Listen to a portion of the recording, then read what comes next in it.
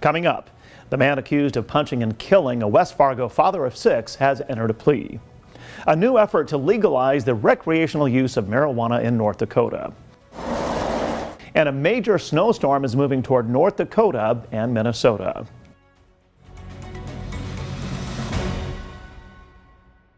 Hello and welcome to the Nightly Review. I'm Tom Tucker.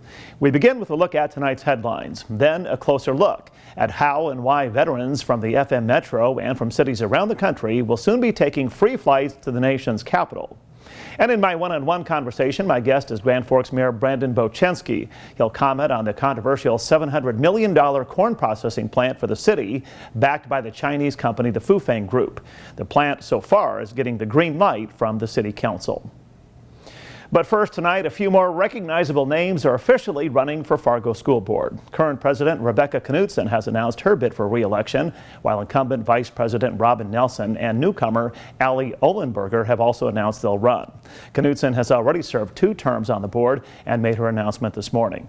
Ohlenberger helped lead the 2021 recall effort targeting board members. She's one of several newcomers joining the race for 5 spots coming open on the board.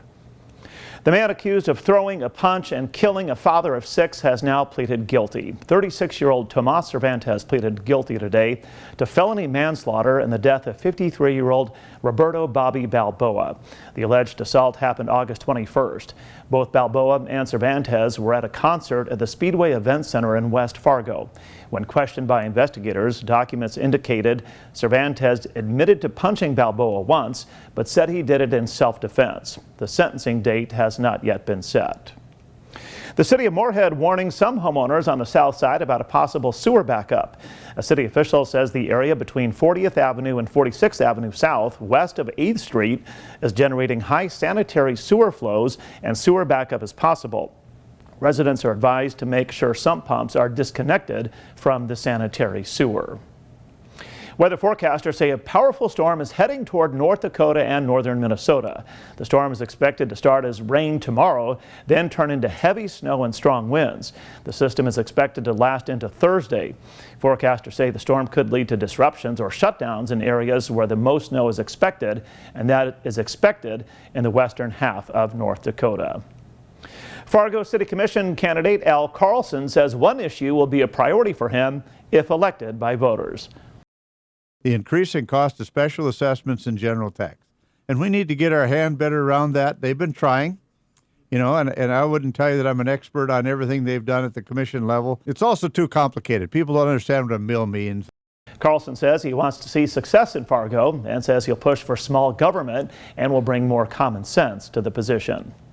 3 brothers are under arrest in connection with a savage beating last weekend outside a bar in Grafton.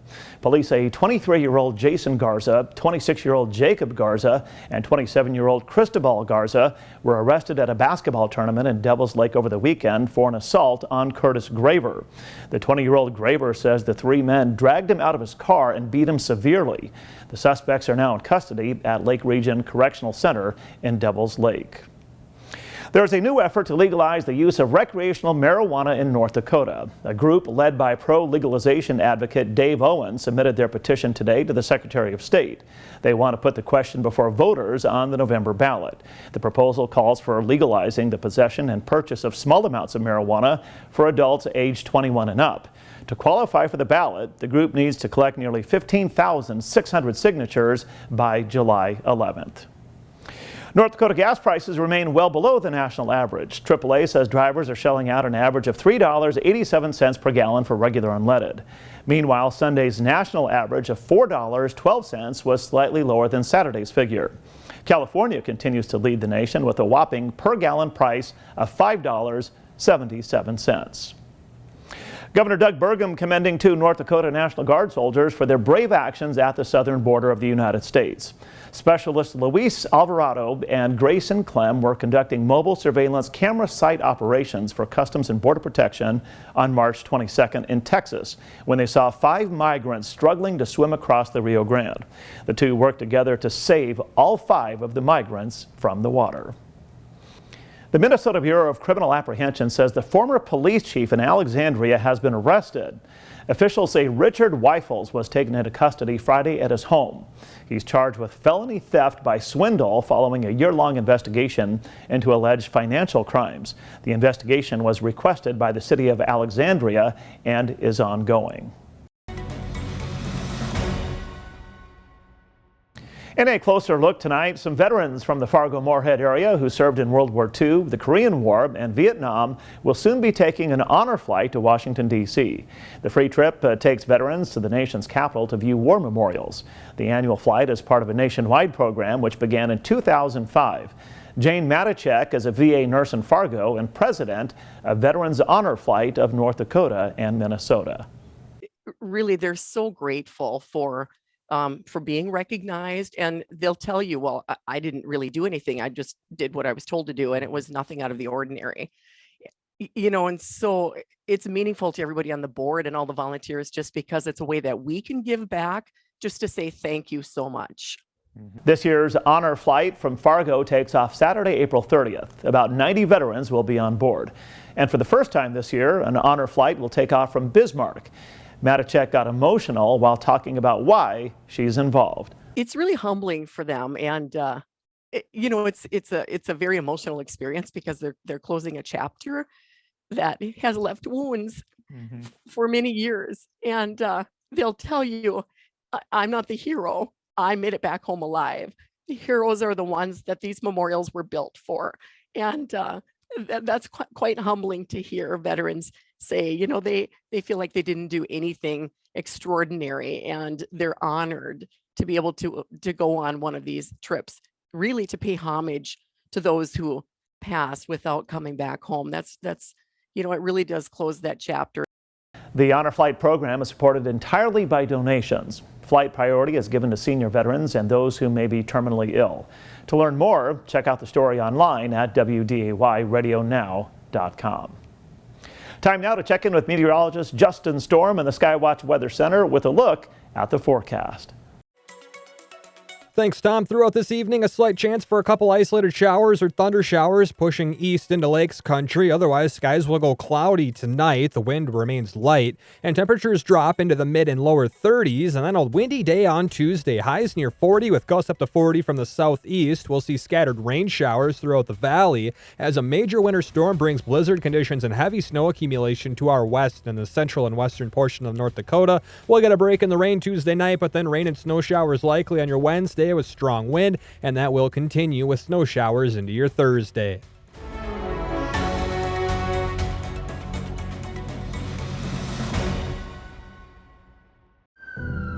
It could happen to you or someone you love. One moment, one diagnosis can change everything. Thankfully, there's a program that helps caring people uplift families through a crisis.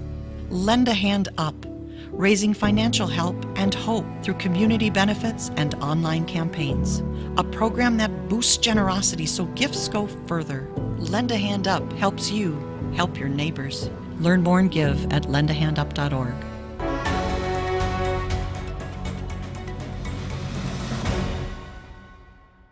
Welcome back to the Nightly Review.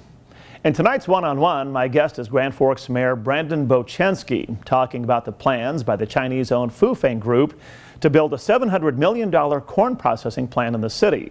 Bochenski and the City Council so far are giving the project a green light, pointing to new jobs and more tax revenues for the city. But some citizens are raising security concerns, given how close the plant will be located to the U.S. Air Force Base in Grand Forks. I first asked Mayor Bochenski how and why he and the council believe this is a good project for the city. Well, I mean, largely on the state of North Dakota, we've got, obviously a lot of agriculture products that we ship across the country and overseas. This gives us an opportunity to add more value to those agriculture products before they leave the state. Locally, obviously, a big property tax revenue builder. The property right now pays about $500 a year in property tax.